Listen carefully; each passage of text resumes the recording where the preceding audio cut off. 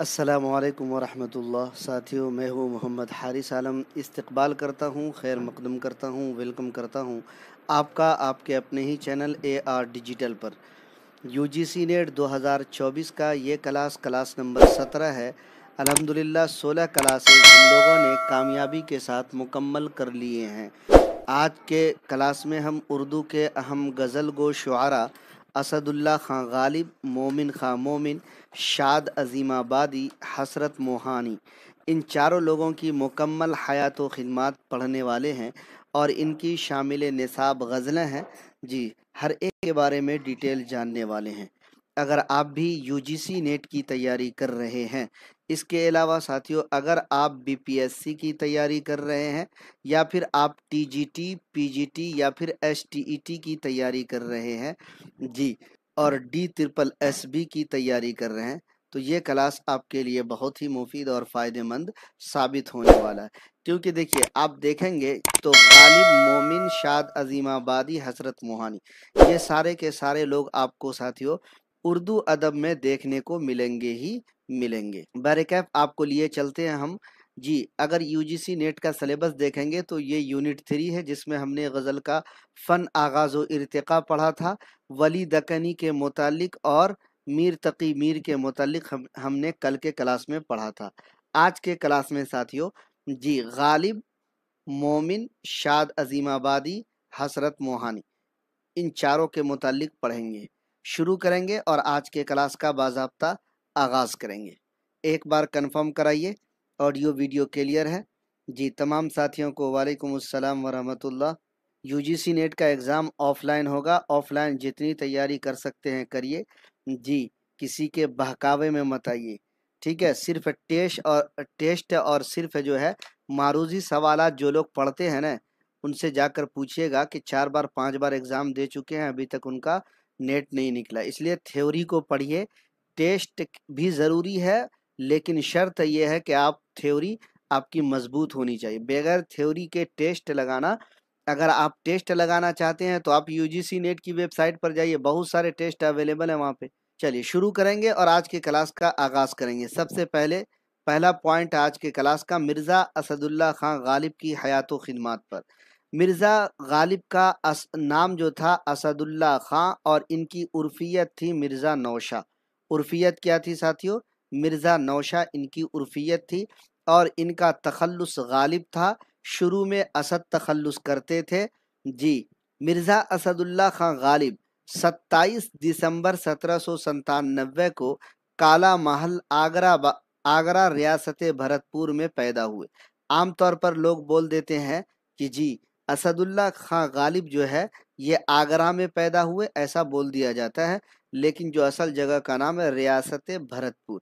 मशहूर कौल के मुताबिक गालिब मशहूर पाकिस्तानी माहिर फलकियात सैयद समद हुसैन रिजवी की तहकीक के मुताबिक गालिब 8 जनवरी 1797 को इनकी जो है पैदाइश हुई, 8 जनवरी को।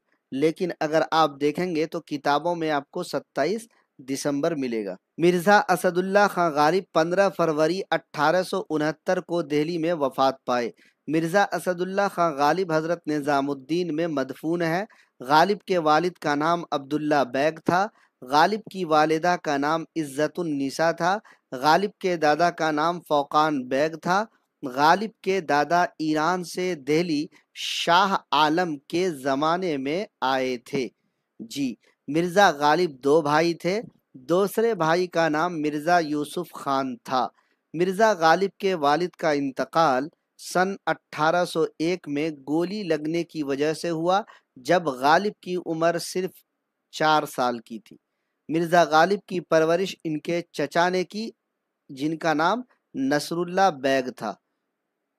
मिर्ज़ा गालिब के उस्ताद का नाम शेख मुअज़्ज़म था, जिनसे गालिब ने इब्तिदाई तालीम हासिल की। वालेकुम अस्सलाम। सारे लोगों को एक बार वीडियो को शेयर कर दीजिएगा बराए मेहरबानी।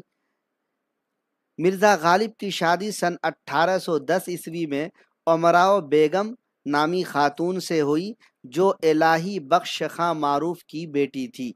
मिर्ज़ा गालिब के यहाँ 7 बच्चे पैदा हुए, सातों फौत हो गए जी। 7 बच्चे پیدا ہوئے اور ساتوں کے ساتھ جو ہے جی انتقال کر گئے، وفات پاتے چلے گئے۔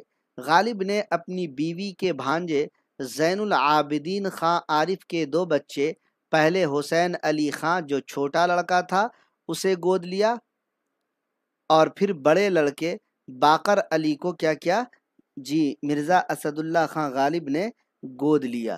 غالب جوا کھیلنے کے جرم میں 2 بار جیل گئے تھے، کوئی کہتے ہیں کہ جوا کھیلنے کے جرم میں، اور کوئی کہتے ہیں جی جوا اڈا کھولنے کے جرم میں، یعنی انہوں نے جوا کا اڈا کھولا تھا، اس جرم میں ان کو جیل ہوا تھا۔ بہرکیف جوا کھیلنے یا جوا اڈا کھولنے کے جرم میں 2 بار جیل گئے تھے۔ پہلی مرتبہ جیل گئے تھے 1841 میں، اور دوسری مرتبہ سن 1847 میں مرزا اسد اللہ خان غالب جیل گئے تھے۔ حالی کے مطابق مرزا غالب نے 3 مہینے قید میں گزارے۔ مرزا غالب کو بہادر شاہ ظفر نے ذوق کے انتقال کے بعد اپنا استاد بنایا تھا۔ جی اسد اللہ خان غالب کو بہادر شاہ ظفر نے شیخ ابراہیم ذوق کے انتقال کے بعد اپنا استاد بنایا تھا۔ غالب نے قید میں ایک فارسی ترکیب بند لکھ کر دوستوں کو بھیجا تھا، جس میں نظم کے کل 7 بند اور ہر بند میں 12 اشعار ہیں۔ مرزا غالب نے پڑھنے کے لیے کبھی کوئی کتاب نہیں خریدی اور نہ ہی رہنے کے لیے کبھی کوئی گھر خریدا، بلکہ زندگی بھر کتاب اور مکان کرائے پر لے کر کام چلاتے رہے۔ مرزا غالب نے 11 سال کی عمر میں 1807 یا پھر 8 میں شاعری شروع کی تھی اور تخلص اسد اختیار کیا تھا۔ 1816 سے غالب تخلص کا باقاعدہ استعمال کرنے لگے۔ جی غالب کو جب معلوم ہوا کہ کوئی اور شاعر ہے جو اسد تخلص کرتے ہیں، تو انہوں نے خود کو ممتاز کرنے کے لیے جی خود کو الگ کرنے کے لیے جی کیا کیا اپنا تخلص اسد سے بدل کر غالب تخلص اختیار کر لیا۔ مرزا غالب نے اپنے خطوط میں لکھا ہے کہ ان کو ایک ڈومنی چاہتی تھی۔ ڈومنی سے مراد ڈوم، چمار ڈوم آپ جانتے ہوں گے جی، تو ایک مطلب خاتون، ڈومنی خاتون تھی، وہ اس کو چاہتی تھی، یعنی ڈوم کی جو عورت ہے وہ اس کو چاہتی تھی۔ مرزا غالب نے مثنوی باد مخالف میں فارسی کے 9 شعراء کو اپنا استاد قرار دیا ہے۔ مرزا غالب نے فارسی میں شعر گوئی کا باقاعدہ آغاز 1826 یا پھر 27 میں کیا۔ غالب نے تقریباً 1849 کے بعد اردو میں مکتوب نگاری کا آغاز کیا۔ مرزا غالب کو اپنے اردو کلام سے زیادہ فارسی کلام ان کو پسند تھا۔ مرزا غالب کو 1849 میں مغل دربار سے نجم الدولہ دبیر الملک کا خطاب ملا تھا۔ غالب کا مشہور قول ہے، وہ کہتے ہیں کہ میں نے وہ انداز تحریر ایجاد کیا ہے کہ مراسلہ کو مکالمہ بنا دیا ہے۔ یہ کئی بار پوچھا گیا، بی پی ایس سی میں بھی یہ والا پوائنٹ آپ کو پوچھا گیا تھا، مراسلہ کو مکالمہ کس نے بنایا؟ تو غالب نے بنایا۔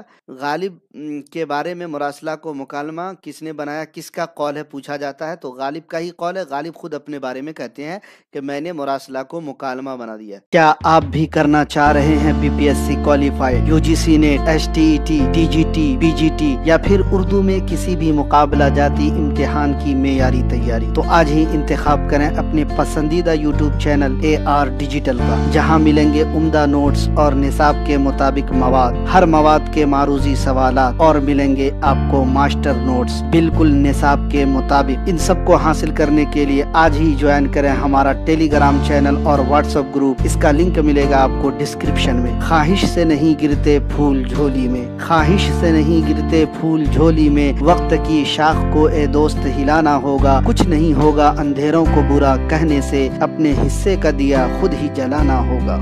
تصنیفات کی اگر بات کی جائے، مہر نیمروز حصہ اول یہ مغل خاندان کی تاریخ ہے اور اس کی زبان فارسی ہے۔ دوسرے حصے کا نام ماہ نیم ماہ ہے، یہ نامکمل رہا۔ اس کے علاوہ دستمبو ان کا فارسی روز نامچہ ہے، 1858 میں شائع ہوا۔ اس میں 1857 کے غدر کے واقعات درج ہیں۔ جی 1857 کے غدر کے واقعات درج ہیں اور یہ 1858 میں شائع ہوا۔ دیوان غالب کی اشاعت 1861 میں عمل میں آئی۔ قاطع برہان 1864 میں شائع ہوئی اور یہ فارسی لغت ہے، کن کی؟ اسد اللہ خان غالب کی۔ اور اسد اللہ خان غالب جو ہے یہ فارسی لغت قاطع برہان کیوں لکھا؟ اصل میں برہان قاطع نام سے محمد حسین تبریزی کی فارسی لغت ہے، اس کو غالب نے کیا کیا؟ اس کی اصلاح کی۔ اصلاح کرنے کے بعد برہان قاطع کا نام پلٹ کر کے قاطع برہان کر دیا، اصلاح کرنے کے بعد پھر اس کی اشاعت کی۔ اردو خطوط کا پہلا مجموعہ اسد اللہ خان غالب کا عود ہندی ہے، اس میں 162 خطوط ہیں، 17 اکتوبر 1868 میں شائع ہوا۔ اردو کا دوسرا مجموعہ اردو معلّہ ہے، 472 خطوط ہیں، 1869 میں شائع ہوا اور ان کے انتقال کے بعد شائع ہوا۔ رکعت غالب فارسی خطوط کا مجموعہ ہے، نکات غالب اردو زبان میں فارسی قواعد ہے، ان کی مثنویہ ہیں گہر بار، باد مخالف، چراغ دیر، در صفت انبہ، دعائے صبا وغیرہ، یہ سب ان کی یعنی اسد اللہ خان غالب کی مثنویہ ہیں۔ غالب کے اردو قصائد کی تعداد 4 ہے، 2 بہادر شاہ ظفر کی مدح میں اور 2 حضرت علی کی منقبت۔ ٹھیک ہے، 4 قصائد، 2 بہادر شاہ ظفر اور 2 حضرت علی کی شان میں منقبت میں۔ دیوان غالب کے بارے میں عام طور پر سوال آتا ہے، ابھی 2022-23 کا سوال ہم نے جب پڑھایا تھا پریویس ایئر کوشچن، تو وہاں پر یہ سوال آپ کو پوچھا گیا تھا، کیا تھا وہ؟ غالب کے دیوان اردو میں 1802 اشعار ہیں۔ دیوان غالب غالب کی زندگی میں 5 بار شائع ہوا، تو یو جی سی نیٹ نے سوال پوچھا تھا کہ غالب کی زندگی میں دیوان غالب کتنی بار شائع ہوا؟ تو کتنی بار شائع ہوا؟ تو 5 بار شائع ہوا۔ پہلی مرتبہ سن 1841 میں، اس کے بعد دوسری بار 1847 میں، تیسری بار 1861 میں، چوتھی بار 1862 میں اور 5ویں بار 1863 میں مرزا اسد اللہ خان غالب کا دیوان غالب 5 بار شائع ہوا۔ ہر ایک کی جو تاریخ ہے وہ ہم نے آپ کے سامنے رکھ دی ہے۔ ایک بار آپ سلیبس دیکھ لیجئے کہ مرزا اسد اللہ خان غالب جو ہے ساتھیوں، دیوان غالب جو ہے یہ مطبوعہ غالب انسٹیٹیوٹ سے جو دیوان غالب شائع ہے، اسی کے ساتھیوں ردیف، الف، را، نون اور یا اور یہ کی ابتدائی 5 غزلیں دی گئی ہیں اور اس کو پڑھنے کے لیے کہا گیا ہے۔ تو میں یہاں پر غزلیں تو نہیں پڑھا رہا ہوں 5 کیونکہ اگر میں پڑھاؤں گا 5 غزل تو دیکھیے الف، را، نون 3 ہو گیا 15، یا سے 20 اور 25 غزلیں پڑھانے کے لیے بہت وقت لگ جائے گا، مین ٹاپک بھی آپ کا باقی رہ جائے گا، اس لیے ہم جو بھی غزل گو شعراء ہیں سب کی حیات و خدمات آپ کے سامنے پیش کر رہے ہیں۔ اس کے علاوہ یہاں پر ایک چیز نہیں آئی ہے جو ساتھیوں غالب کا شامل نصاب مرثیہ ہے، مرثیہ عارف۔ کیا ہے ساتھیوں؟ مرثیہ عارف کے بارے میں ہم نے ابھی مرثیہ میں پڑھایا تھا، یونٹ 2 میں آپ کو پڑھا دیا تھا مرثیہ عارف کے بارے میں، اسی لیے مرثیہ عارف کے بارے میں یہاں پر ہم نے کچھ بھی آپ کو نہیں بتایا ہے۔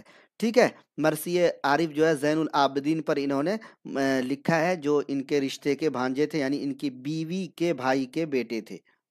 چلیے اگلے شاعر ہیں مومن خاں مومن، ان کی حیات و خدمات دیکھتے ہیں، تھوڑا دھیان سے دیکھیے گا۔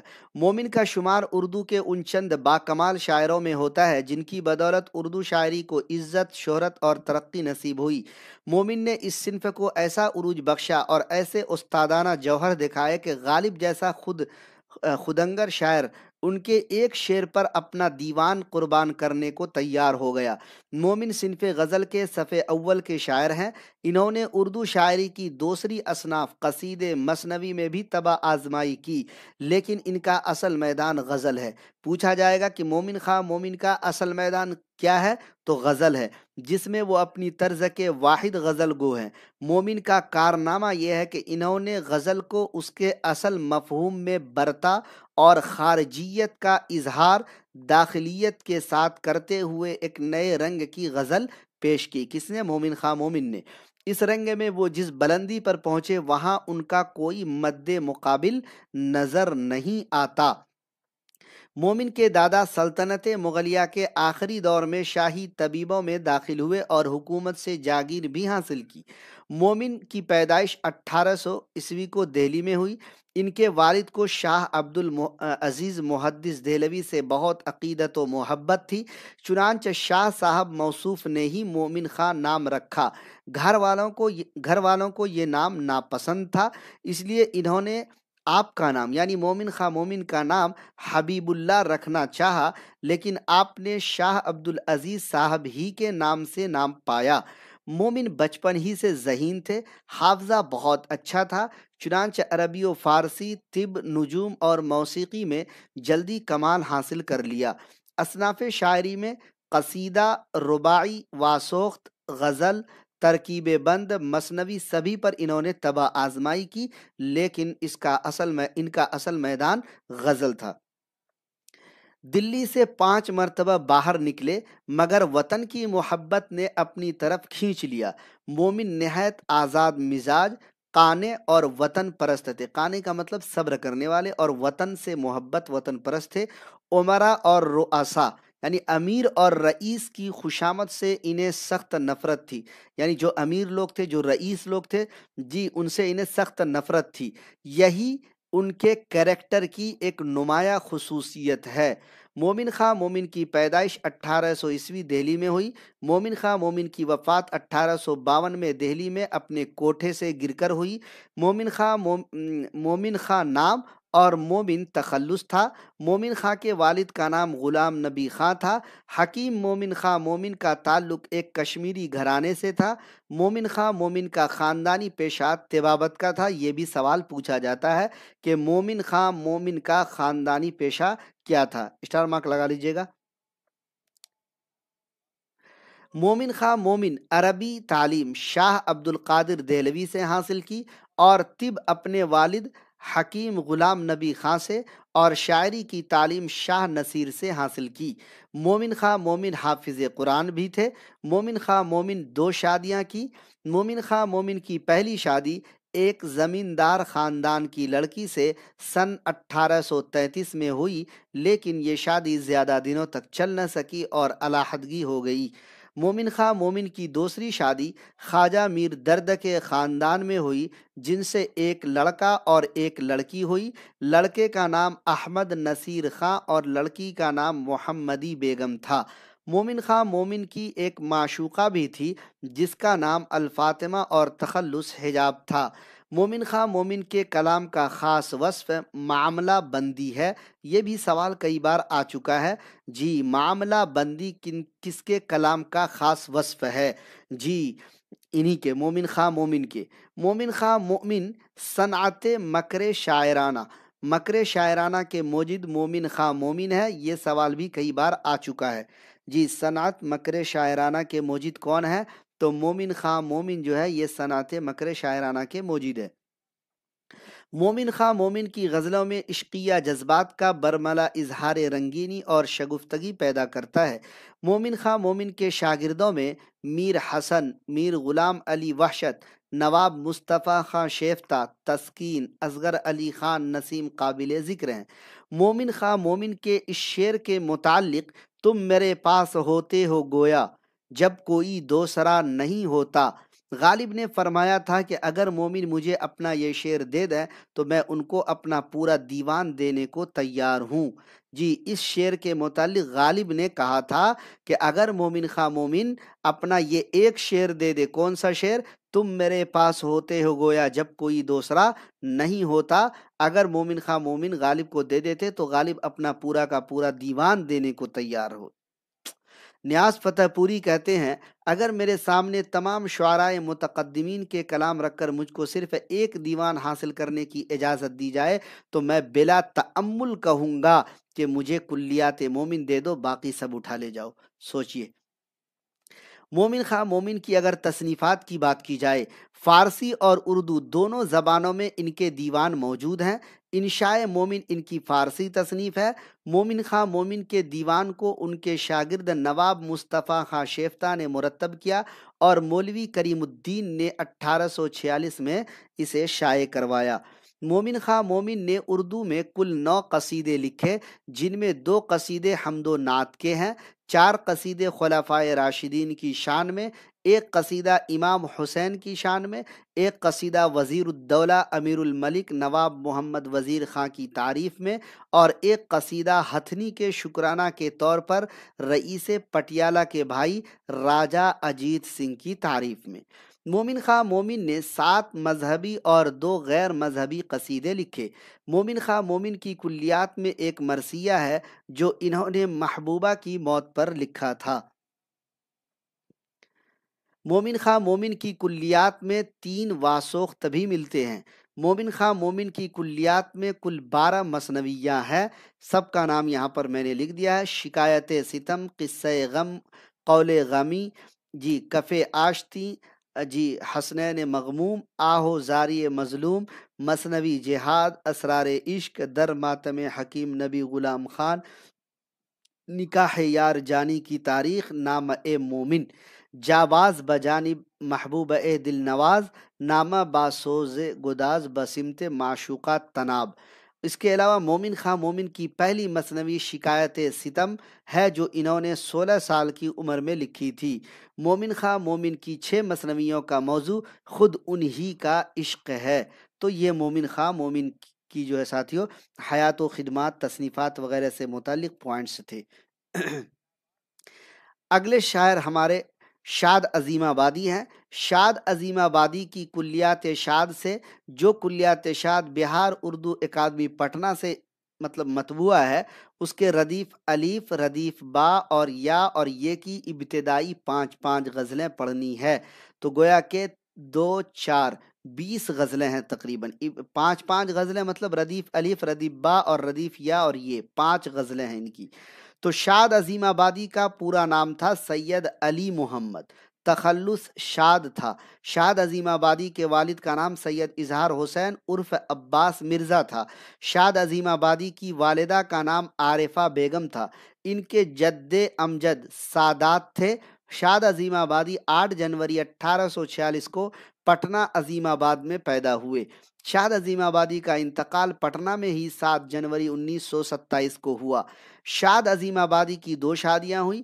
ان کی پہلی شادی 1862 عیسوی میں کلثوم فاطمہ بنت سید میر آغا سے پٹنہ میں ہوئی، جن کے بطن سے 8 اولادیں ہوئیں، لیکن 7 فوت ہو گئی، اور 8ویں اولاد سید حسین خان جو 1880 میں پیدا ہوئے، جو زندہ بچے، لیکن ان کی پیدائش کے دوسرے دن ہی ان کی اہلیہ کا انتقال ہو گیا۔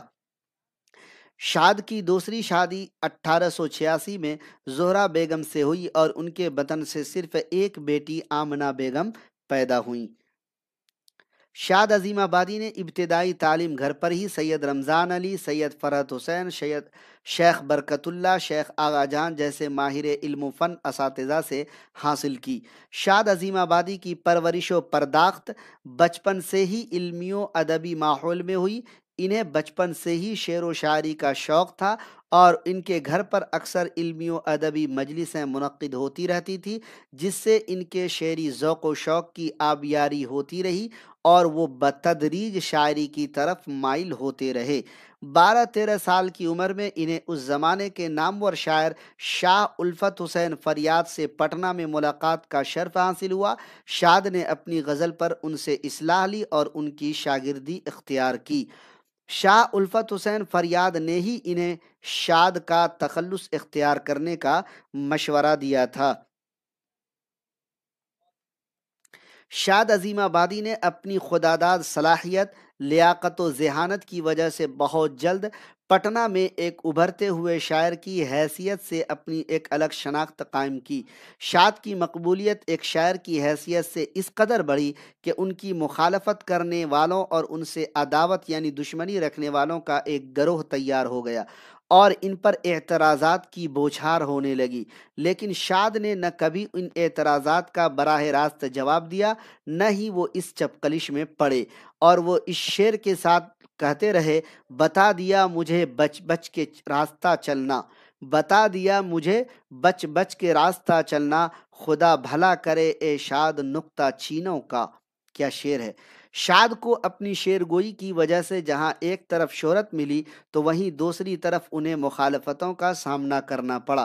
چنانچہ وہ خود کہتے ہیں، مشقت کے سوا کیا مل گیا مشق سخن کر کے، مشقت کے سوا کیا مل گیا مشق سخن کر کے، عدو چاروں طرف، عدو کا مطلب ہوتا ہے دشمن، عدو چاروں طرف پیدا کیا ہم نے یہ فن کر کے، یعنی دشمن جو ہے چاروں طرف ہم نے پیدا کیے اس شاعری کے فن کو حاصل کرنے کے لیے، مشقت بھی ہوئی اور دشمن بھی پیدا ہو گئے۔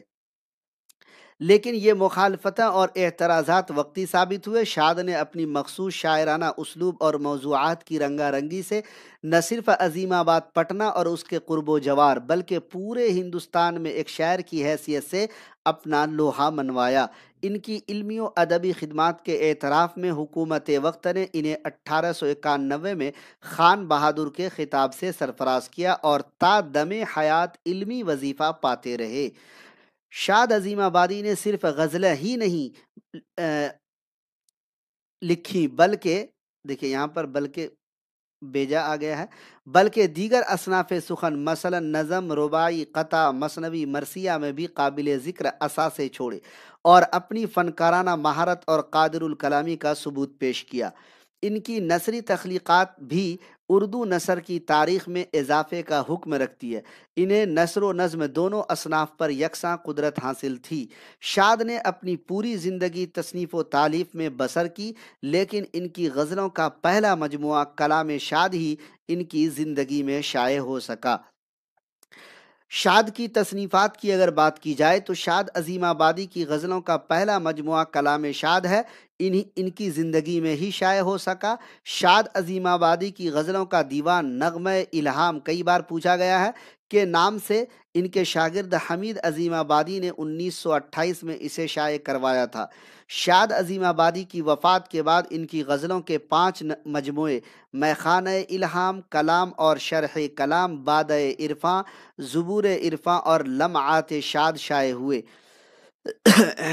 شاد عظیم آبادی کی نثری تصنیفات میں فکر بلیغ، نوائے وطن، تاریخ صوبہ بہار، شاد کی کہانی، شاد کی زبانی، مردم دیدہ، افیونی، صورت الخیال، پیر علی، حیات فریاد وغیرہ قابل ذکر ہیں۔ یہ سب نثری تصانیف ہیں۔ شاد عظیم آبادی نے 3 جلدوں میں تاریخ بہار لکھی ہے۔ شاد عظیم آبادی کے ناول صورت الخیال اور بدھاوا ہیں۔ صورت الخیال بہت مشہور ہے۔ صورت الخیال 3 جلدوں میں ہے۔ پہلا صورت الخیال، دوسری جلد حیات المیقال اور تیسری حلیت الکمال۔ شاد عظیم آبادی کا ایک مجموعہ مثنوی ہے جس میں تقریباً 8 مثنویاں ہیں: نالہ شاد، نغمہ جاں فضا، یاد حبیب، چشمہ کوثر، ثمرہ زندگی، نوید ہند، نالہ دلکش، فغان دلکش۔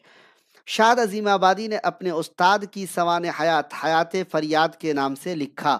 ان کی اہم کتاب ہے کون؟ فکر بلیغ۔ شاد کی نظموں، رباعیوں، قطعات، مثنویوں اور مراثی کے مجموعے بھی ان کی وفات کے بعد وقفے وقفے سے منظر عام پر آئے۔ شاد عظیم آبادی کی پہلی غزل شامل نصاب جو ہے، تمناؤں میں الجھایا گیا ہوں، کھلونے دے کے بہلایا گیا ہوں اس کوچے کے ہر ذرے سے واقف، ادھر سے مدتوں آیا گیا ہوں، نہیں اٹھتے قدم کیوں جانب دیر، کسی مسجد میں بہکایا گیا ہوں، دل مستر سے پوچھ اے رونق بزم، مستر کا مطلب پریشان، بے چین، میں خود آیا نہیں لایا گیا ہوں، سویرا ہے بہت اے شور محشر، ابھی بیکار اٹھوایا گیا ہوں، نہ تھا میں معتقد اعجاز میں کا، یعنی شراب کا ہے نا، بڑی مشکل سے منوایا گیا ہوں، لحد یعنی قبر، لحد میں کیوں نہ جاؤں منہ چھپائے، قبر میں کیوں نہ منہ چھپائے جاؤں، بھری محفل سے اٹھوایا گیا ہوں، کجا میں اور کجا اے شاد دنیا، کجا میں اور کجا اے شاد دنیا، کہاں سے کس جگہ لایا گیا ہوں۔ دیکھیے یہ شامل نصاب ایک ہی غزل ہے، میں نے آپ کے لیے لا دیا ہے۔ اگلے ساتھیوں غزل گو شاعر ہیں ہمارے حسرت موہانی۔ جی حسرت موہانی کی اگر بات کی جائے تو کلیات حسرت سے ردیف الف میم یا اور یہ کی ابتدائی 5 غزلیں پڑھنے کے لیے کہا جا رہا ہے۔ نصاب کے مطابق یونٹ 3 ہم لوگ پڑھ رہے ہیں۔ جی تو آئیے حسرت موہانی کا دیکھتے ہیں۔ حسرت موہانی کا اصل نام تھا سید فضل الحسن اور تخلص تھا حسرت۔ حسرت کے والد کا نام سید اظہر حسین تھا۔ حسرت موہانی کی پیدائش قصبہ موہان ضلع اناؤ 4 اکتوبر 1875 میں ہوئی۔ حسرت موہانی کی وفات 13 مئی 1951 عیسوی کو لکھنؤ میں ہوئی۔ 20ویں صدی کے اردو زبان کے مشہور شاعر اور مجاہد آزادی تھے حسرت موہانی جی۔ ابتدائی تعلیم گھر پر ہی حاصل کی۔ 1903 میں علی گڑھ سے انہوں نے BA کیا تھا۔ حسرت سودیشی تحریک کے زبردست حامیوں میں سے تھے اور انہوں نے آخری وقت تک کوئی ولایتی چیز کو ہاتھ نہیں لگایا۔ سودیشی تحریک کا مطلب ہوا جو باہر کی چیزیں جی ہمارے یہاں چل رہی تھی اس کا بہشکار کرنا، اس کا بائیکاٹ کرنا ہے نا۔ شروع ہی سے شاعری کا ذوق تھا، اپنا کلام تسنیم لکھنوی کو دکھانے لگے تھے۔ حسرت نے 1903 میں علی گڑھ سے ایک رسالہ اردو معلی نکالا تھا جو کہ بہت مشہور تھا۔ اسی دوران شعرائے متقدمین کے دیوانوں کا انتخاب کرنا شروع کیا، یعنی حسرت موہانی نے جو ان کے پہلے کے شعراء تھے ان کے دیوان کو جمع کرنا شروع کیا۔ سودیشی تحریکوں میں بھی حصہ لیتے رہے۔ چنانچہ علامہ شبلی نے ایک مرتبہ کہا تھا، تم آدمی ہو یا جن، پہلے شاعر تھے پھر سیاستدان بنے اور اب بنیے ہو گئے ہو۔ یعنی مولانا حسرت موہانی جو ہے یہ سیاست میں بھی تھے ہے نا، شاعری بھی کرتے تھے، مطلب اس لیے علامہ شبلی نعمانی نے ایسا جملہ کہا۔ حسرت پہلے کانگریسی تھے، حکومت کانگریس کے خلاف تھی، یعنی یہ کانگریس میں تھے لیکن اس وقت کانگریس کی حکومت نہیں تھی۔ چنانچہ 1907 میں ایک مضمون شائع کرنے پر پہلی بار ان کو جیل بھیج دیا گیا تھا۔ اس کے بعد 1947 عیسوی تک کئی بار قید اور رہا ہوتے رہے۔ اس دوران میں ان کی مالی حالت تباہ ہو گئی۔ رسالہ بھی بند ہو چکا تھا، یعنی اردو معلی جو رسالہ انہوں نے جاری کیا تھا جی وہ بھی بند ہو چکا تھا۔ مگر ان تمام مصائب کو انہوں نے نہایت خندہ پیشانی سے یعنی سر جھکا کر کے برداشت کیا اور مشق سخن بھی جاری رکھا، یعنی شعر و شاعری میں جو یہ مشق کرتے تھے اس کو بھی جاری رکھا۔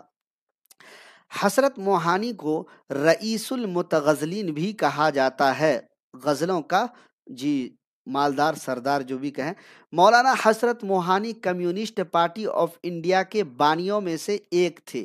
دیکھیے سودیشی کے حامی تھے ہے نا، کمیونسٹ پارٹی آف انڈیا کے بانیوں میں سے تھے۔ UGC نیٹ میں یہ سوال آیا ہے، میری نظروں سے گزرا ہے، اس کو دیکھ لیجئے گا۔ حسرت موہانی نے کل 13 حج کیے۔ پہلا حج 1933 میں کیا اور آخری حج 1950 میں ادا کیا۔ 1938 میں حج کے بعد واپسی پر مصر، عراق اور ایران بھی گئے تھے۔ حسرت موہانی کی غزل گوئی کی اگر خصوصیات آپ کو بتایا جائے تو حسرت موہانی کی شخصیت کے 2 پہلو تھے۔ ان کی شخصیت کے عملی پہلو کا ایک رویہ سیاست تھا اور وہ اس کے لیے کئی بار جیل گئے، احتجاج بھی کیا، تقریریں بھی کی، لیکن دوسرا پہلو ان کی شاعری تھی اور اسے انہوں نے سیاست سے الگ رکھنے کی کوشش کی۔ خصوصاً غزلیہ شاعری میں وہ غزل کے نازک احساسات، حسن و عشق کی روایات، محبت کی تہداری اور زبان و انداز و بیان کی خوبصورتی کے دل دادا نظر آتے ہیں۔ 1857 کی بغاوت کی ناکامی کے بعد جہاں دنیائے اردو غزلوں کی مخالفت پر کمر بستہ تھی، لاہور میں محمد حسین آزاد کے موضوعاتی مشاعرے، حالی کی شاعری اور اس کا مقدمہ، سر سید کا تہذیب الاخلاق اور ماں بعد نسل کے ترقی پسندانہ رجحانات نے غزلوں پر ضرب کاری کرنے سے گریز نہیں کیا۔ ایسے وقت میں مولانا حسرت موہانی نے اپنی تمام تر سیاسی مصروفیات کے باوجود نہ صرف غزلوں کی روایتی نزاکت اور نفاست کو برقرار رکھا بلکہ غزلوں میں فطری اور حقیقی جذبات و احساسات کو شامل کر کے غزلوں کو طرز نو اور گہرے تأثرات سے بھی روشناس کرایا۔ حسرت کے یہاں نہ تو میر کی آہ نظر آتی ہے نہ غالب کی فکر انگیزی، بلکہ غزلوں کی ایک نئی تہداری جو عام انسان کے فطری احساسات کی شکل میں سامنے آتی ہے، لیکن عوام سے یہ وابستگی جی داغ کی طرح بھی نہیں تھی، یعنی داغ دہلوی کی طرح بھی نہیں تھی جو لوگوں کو اپنا گرویدہ بنا لے۔ یعنی گرویدہ کا مطلب اپنی طرف مائل کر لے، کھینچ لے، بلکہ یہ وہ جذبات تھے جو دلوں کی دھڑکن تھے، یہ وہ احساسات تھے جو حقیقت سے قریب تر تھے۔ حسرت کی غزلوں کی جو سب سے خاص بات تھی وہ یہ تھی کہ ان کی غزلیں عشقیہ ہوتے ہوئے بھی حقیقت کی ترجمان تھی۔ حسرت کی شاعری کے انداز بیان و زبان میں سادگی، روانی اور سلاست ہے۔ ان میں مومن کی روانی بھی ہے، میر کی سادگی بھی، اور داغ کی برجستگی بھی ہے۔ وہ نسیم کی شیرینی بھی اپناتے ہیں، لیکن انہیں لکھنوی انداز بھی نہیں پسند، اور طرز لکھنوی کے دلدادہ بھی ہیں۔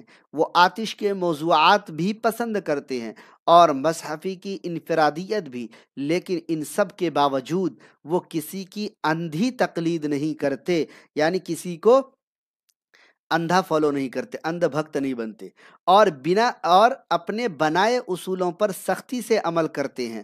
اپنی شاعری کو پیچیدہ استعاروں تشبیہوں سے بوجھل نہیں کرتے، بلکہ فطری اور رواں انداز میں دل کے حقیقی اضطراب و جذبات کو صاف اور سلیس الفاظ میں سپرد قلم کرنے میں کتنی روانی سے جی بہت گہری بات جی کہہ جاتے تھے۔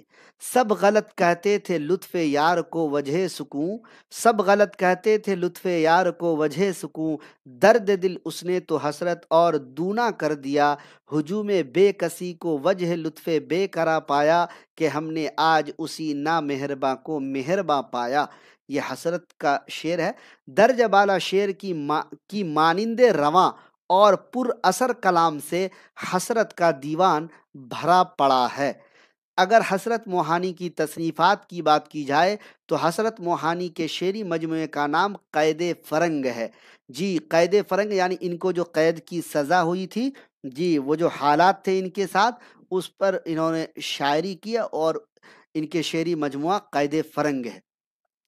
حسرت موہانی کی نثری تصانیف میں نکات سخن، متروکات سخن، معائب سخن، محاسن سخن اور نوادر سخن شائع ہو چکی ہے۔ یہ سب کتابیں ان کی نثری تصانیف ہے۔ حسرت موہانی کی تصنیف مشاہدات زنداں ان کی خود نوشت ہے۔ مشاہدات زنداں، زندہ کا مطلب وہی قید خانہ کا، انہوں نے مشاہدات و نظریات ہے جی، جو نظریہ انہوں نے کیا زندہ میں، قید خانے میں ان کے ساتھ جو حالات پیش آئے ان کو انہوں نے اپنی خود نوشت مشاہدات زندہ میں بیان کیا ہے۔ حسرت موہانی رسالہ اردو معلی علی گڑھ سے نکالتے تھے، جاری 1930 میں ہوا تھا، اور اردو معلی 1913 میں بند ہو گیا جب یہ جیل چلے گئے۔ جی کئی بار گئے اور آئے، جی اس وجہ سے ان کی مالی حالت خراب ہو گئی تھی، تو 1903 میں جاری ہوا، پھر رسالہ اردو معلی 1913 میں بند ہوا۔ حسرت موہانی نے 13 دیوان مرتب کیے، اور ہر دیوان پر انہوں نے خود سے دیباچہ لکھا ہے، پیش لفظ جو آپ دیکھتے ہیں کتابوں کے شروع میں انہوں نے خود سے لکھا ہے۔ حسرت موہانی نے دیوان غالب یعنی مرزا اسد اللہ خان غالب کی جو دیوان غالب ہے، دیوان غالب کی اردو شرح بھی انہوں نے لکھی ہے۔ ہاں یہ 1905 میں یہ شائع ہوئی ہے۔ ٹھیک ہے، تو یہ تھے ساتھیوں اسد اللہ خان غالب، حسرت موہانی، مومن خان مومن، شاد عظیم آبادی، جن کے متعلق آج کے کلاس میں ہم اور آپ نے پڑھا حیات و خدمات کو، شاد عظیم آبادی، یہ 4 لوگوں کے متعلق آج کے کلاس میں پڑھا۔ جی انشاءاللہ اگلے کلاس میں فانی بدایونی، جگر مراد آبادی، اصغر گونڈوی، یگانہ چنگیزی، کم از کم 4 لوگوں کے متعلق مکمل تفصیلات کل کے کلاس میں بیان کرنے کی کوشش کی جائے گی۔ پھر ان تمام لوگوں سے معروضی سوالات لگائیں گے۔ بار بار بولتا ہوں، پھر سے بتا دیتا ہوں آپ سب کو کہ ساتھیوں اگر آپ ان مقابلہ جاتی امتحان کی تیاری کر رہے ہیں، B P S C, G T G T یا پھر پی جی ٹی یا پھر ٹی جی ٹی کی تیاری کر رہے ہیں، DSSB کی تیاری کر رہے ہیں، یا پھر HTT جو بہار میں ہونے والا ہے اس کی تیاری کر رہے ہیں، جی UGC نیٹ تو ہے ہی ہے، اور یہ سب ٹاپک اگر آپ دیکھیں گے تو UPSC کے نصاب میں بھی شامل ہے۔ ہاں اس کے علاوہ بہار میں ایک آنے والا ہے BET بیٹ، اس کی بھی تیاری آپ کی اسی ٹاپک سے ہو جائے گی۔ اس لیے اگر آپ वक्त रहता है, आप तैयारी करना चाह रहे हैं तो इन क्लासेस को ज़रूर देखिएगा, इन मुकाबला जाती इम्तिहान की तैयारी के लिए। जी, मेयारी तैयारी और मेयारी नोट्स के लिए आप AR डिजिटल को फॉलो कर सकते हैं, हमें सब्सक्राइब कर सकते हैं, हमारे व्हाट्सएप ग्रुप, टेलीग्राम चैनल पर ज्वाइन हो सकते हैं, लिंक आपको डिस्क्रिप्शन में मिल जाएगा। कैसा लगा आज का ये क्लास, कैसी लगी हमारी ये मेहनत? उम्मीद कि आज का ये क्लास आपको पसंद आया होगा। पसंद आए तो वीडियो को लाइक और शेयर कर दीजिएगा। अगर अभी तक आपने AR डिजिटल के यूट्यूब चैनल को सब्सक्राइब नहीं किया है तो कर लीजिएगा, बेल आइकन घंटी वाले आइकन को भी प्रेस कर दीजिएगा ताकि लाइव क्लासेस का नोटिफिकेशन आपको मिल सके। तमाम साथियों का जुड़ने के लिए जी आप सबकी मोहब्बतों के लिए, आप सबके प्यार के लिए मैं दिल से आप सबका ममनून व मशकूर हूँ। जी, हयात अंसारी साहब शुक्रिया, नूर सबा बहुत बहुत शुक्रिया, सना सिद्दीकी बहुत शुक्रिया, जहां आरा खान एक्सेलेंट क्लास सर शुक्रिया आपका। जी, मिस सबा खान बहुत बहुत शुक्रिया आपका भी। जी, तौसीफ मिसबाही साहब, हुमा बानो बहुत बहुत शुक्रिया, सना बहुत शुक्रिया आप सबका। जी, सिराजुद्दीन साहब अल्लाह ताला आपको भी सलामत रखे। जी, हमारी दुआएँ नेक ख़्वाहिशात आप सबके साथ हैं कि अल्लाह ताला आपको जी कामयाबी से हमकिनार फरमाए। जिस भी चीज़ की तैयारी कर रहे हैं, वक्त कम बचा हुआ है, तैयारी करते जाइए। इंशाअल्लाह उर्दू कवायद का मास्टर क्लास नंबर 3 9 बजे रात में लगाने की मुकम्मल कोशिश होगी। अगर आप फ्री रहते हैं 9 बजे रात में ज़रूर जुड़िएगा। जल्द मिलेंगे किसी और क्लास के साथ, तब तक के लिए अपना ख्याल रखिए, तैयारी जारी रखिए। बगैर तैयारी के लिए कामयाबी आपको नहीं मिलेगी, इसलिए बराए मेहरबानी आप सब तैयारी कीजिए। AR डिजिटल के जितने साथी हैं, तमाम साथियों से मैं गुजारिश करूंगा ऐसी तैयारी कीजिए कि आपका 90 प्लस मार्क्स आए। जी, मैं पूरी मेहनत कर रहा हूँ। इसके बाद साथियों रिवीजन बैच लगाऊंगा उर्दू अदब का, सिर्फ मारूजी सवालात का क्लास चलेगा घंटों घंटा। ठीक है, तो इसलिए जुड़ जाइएगा, घंटी वाले आइकन को प्रेस कीजिएगा ताकि लाइव क्लास का लिंक मैं ग्रुप में दूं या ना दूं, आप लोग लाइव क्लास डायरेक्ट यूट्यूब पर नोटिफिकेशन के जरिए शामिल हो सकेगा।